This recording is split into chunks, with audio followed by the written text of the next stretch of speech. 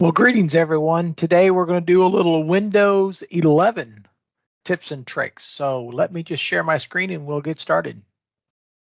Okay, so as you go into Windows 11, you'll notice things will look a little bit different, starting with the taskbar, and your icons are across the bottom at the middle. So let's just get started there.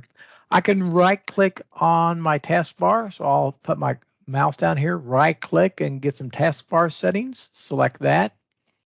Here, you can leave on your search. The search will allow you to search your computer and the internet for a Bing search.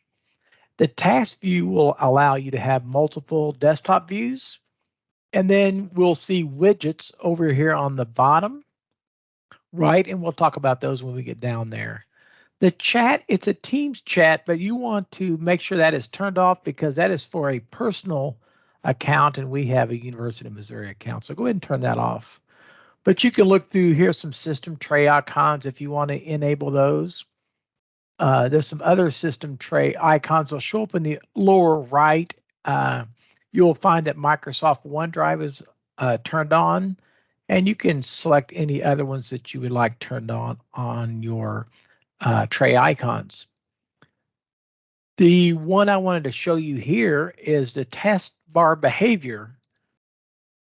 Here I can taskbar alignment. By default, it is on the center, your icons. If you're more comfortable or more used to having them on the left, like in Windows, all the previous versions of Windows, you can change that to the left and move them back over to the left. I'm going to leave them in the center for now. You can also choose to automatically hide your taskbar. And of course, if I do that, this will disappear. And if I bring my mouse down to the bottom, they will reappear, and there's other options that you can see. Let's go ahead and close that. On the bottom left, let's go across the taskbar at the bottom. Here's your widgets. I think your weather one is there by default. That will pop up, and you can hit the plus and add more widgets, more little plugins there. As we go over to the right, we'll see the icons that we left. Here's our search, and here is our task view. But here's our start menu. If I click on the start menu, you notice that I have a search bar here. I also have some pinned applications that I might use frequently. I can find all my applications by selecting the all applications. Here are files that I have most recently worked on. And then here is my profile, and some other files or some other folders I can add. And here I can find my power. If I select that, I can restart, shut down, and as such. But you also have the option of modifying your start menu. So if I right click in here, I can say my start menu settings.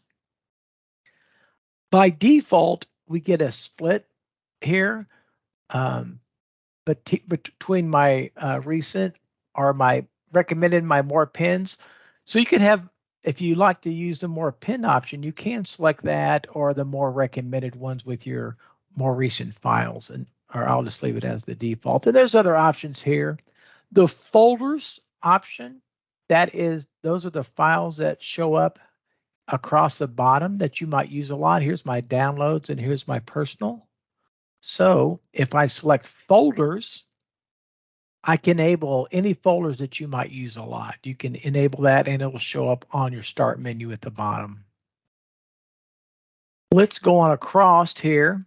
If I select the speaker, I have options to increase the speaker, but I can also easily access the accessibility options. There's a couple ways you can get to this. This is an easy way. Another way you could do it is go to the start menu and go to settings and find the accessibility here, and you have the same options.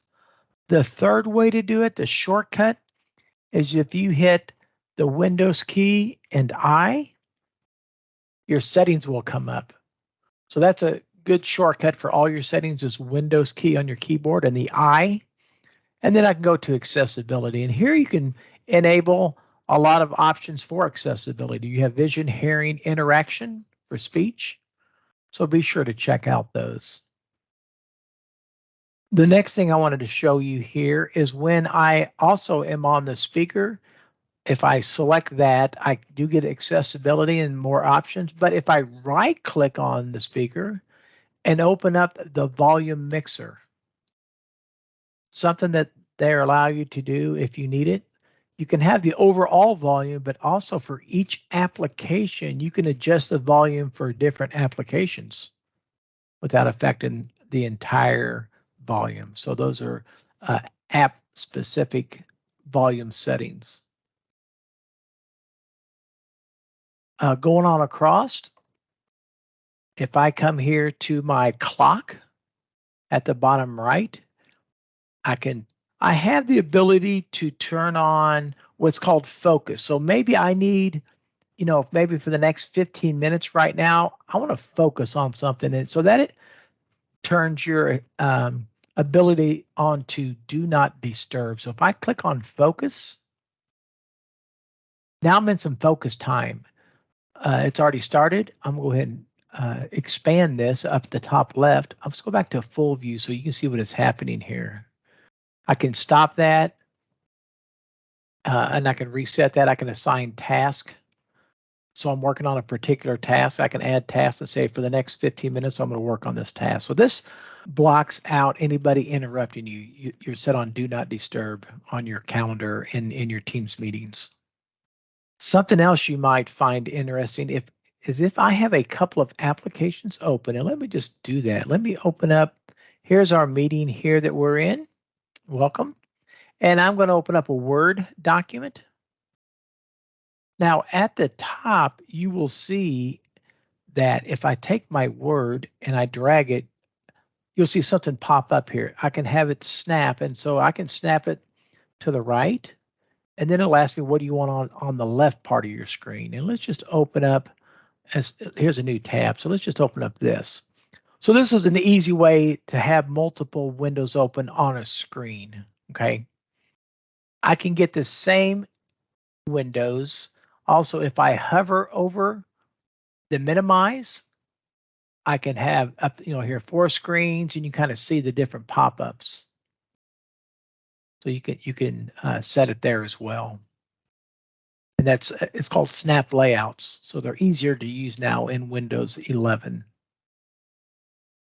One thing you might notice on your Windows 11 is on your icons. So if I go to one of my icons, and let's say I right click on an icon, let's just pick this Greg folder.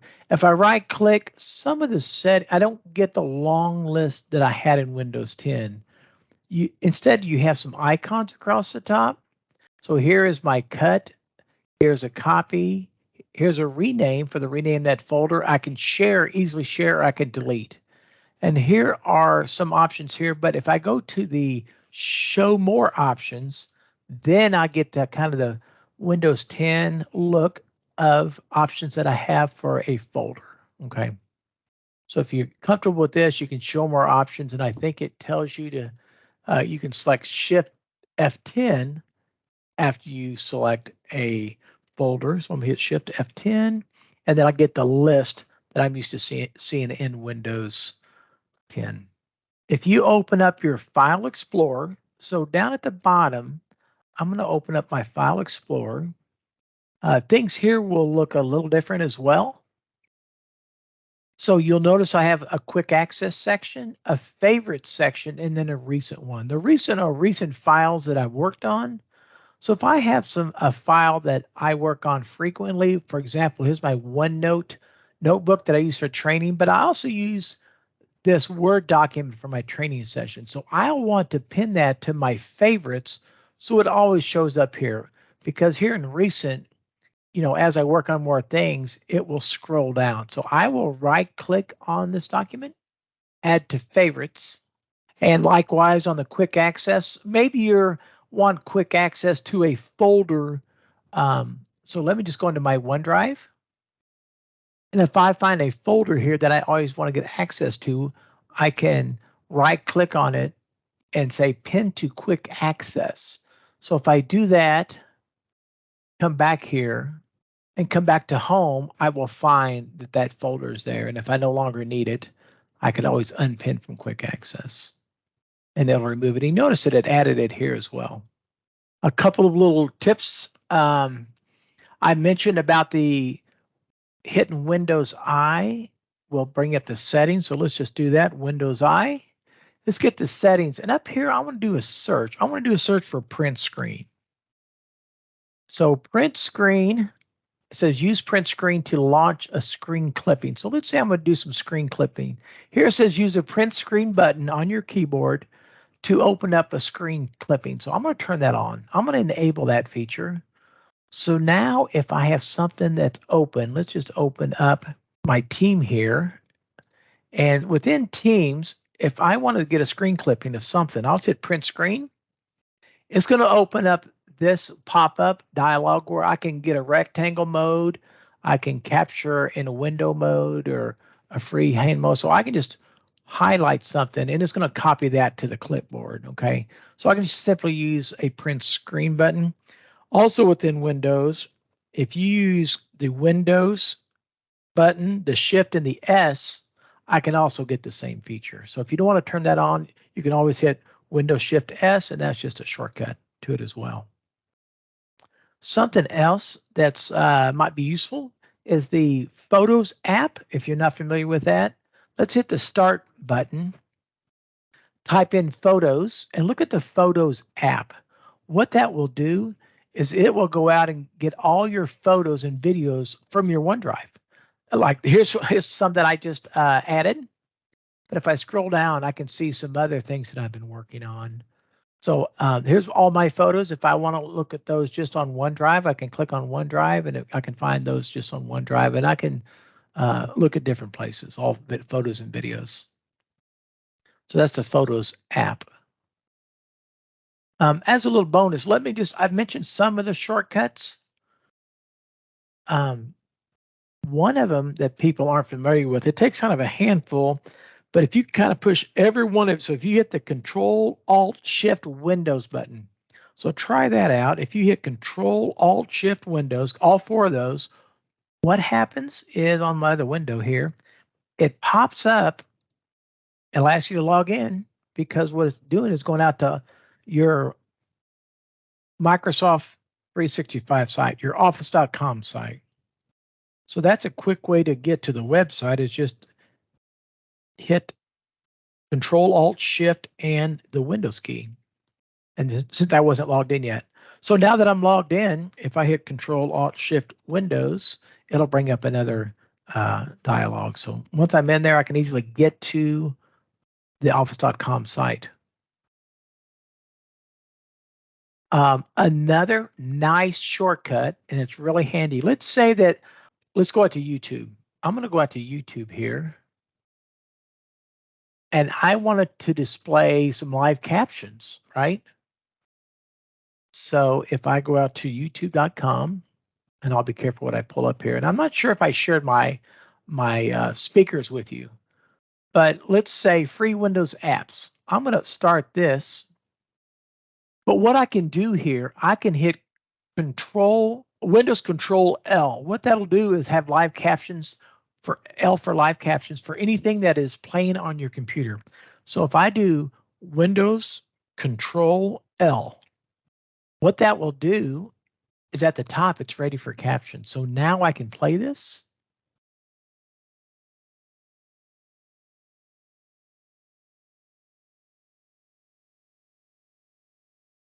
Okay, now this young lady talking here, she has an accent. It says I use them all the time, but it says them all. But you get the idea. So I think the first time you have to say enable the captions up here. But once you have it enabled, anything that you play on your computer, there's a live caption at the top. So that's a really handy feature.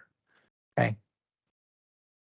Another thing that you have available is at the bottom right of your screen is a hide and show desktop. So if I come down here at the bottom right and I click, it hides everything on my desktop. It leaves the live captions, but anything I have open, it hides it. So maybe you're working on something confidential and somebody comes in and you want to quickly hide that, just go to the bottom right Okay, so the next thing is, of course, if you're not familiar with emojis, a lot of you all might use emojis.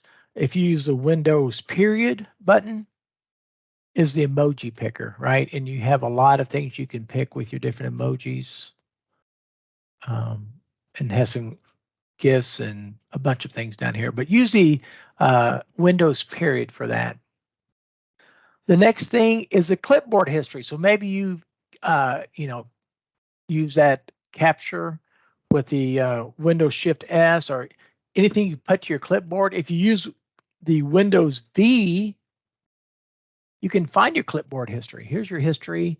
I had snipping tools, some stuff that I've been copying, but it also has those things I copied on my screen. So I can go back and go to my clipboard history there to find it. The next thing is, let's say that you're using an application that doesn't have dictation. You know that Word, PowerPoint, and some of those have dictation. But let's say, let me bring over here my OneNote. If I'm in OneNote that doesn't have dictate, I could come down here and I could use, let me cheat back here and look, I think it's the H, yeah. So if I can just use the Windows H function, oh, you know why?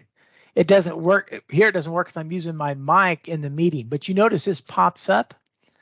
And let me see if I can find a different, no, I cannot. I'm using the mic for this recording. So, but if you use the Windows H, that will pop up and you can dictate, and it'll dictate in your application for you, for those applications that support it. So you might just try that. I know it works in Excel, and Word and PowerPoint already have dictate, but for some of those, it's just a shortcut that you can use, is the Windows button and the H. Something else you can use is the Windows S to search for tips. So Windows S, it'll come up and you can search for, it's just a search button. So you can search for tips. You can just search your computer for files, but it's just a Windows S. The last few things, I'm running out of time here. I want to make you aware, we're going to have training coming up for something called Clipchamp. If you're not familiar with Clipchamp, it's a video editor that's built into Windows 11. You can start this by just coming down here to start and typing in Clipchamp video editor tool. So I'm going to start that. And there's a lot of videos, YouTube videos out there. You can check it out. It's just Clipchamp. We can create a new video but it allows you to you can record your screen and your webcam at the same time. So there's just a lot of things you can do. You can import things. You can import media, and you can add transitions, templates, graphics. So check this out, but we'll have some training coming up on Clipchamp. Well, thank you guys, and I hope you found some of these tips and tricks useful, and hope to see you at the next training.